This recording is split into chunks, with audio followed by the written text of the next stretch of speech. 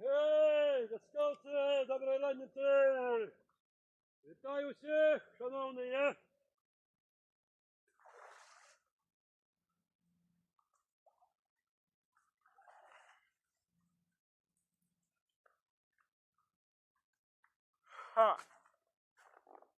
Доброї раниці, сябри! Сьогодні у нас 15 студеня 2026 года.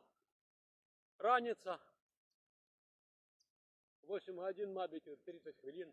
Десь і так. Мороз сьогодні вельми таки моцний. Градусів, мабуть, 17. Десь і так.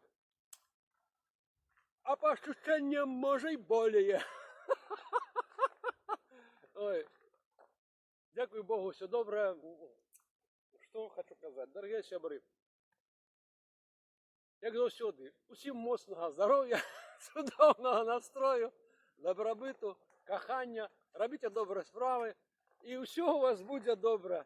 Бувайте здорові, живіть багато, усім вітаночки, привітаночки. Все, покуль, до побачення.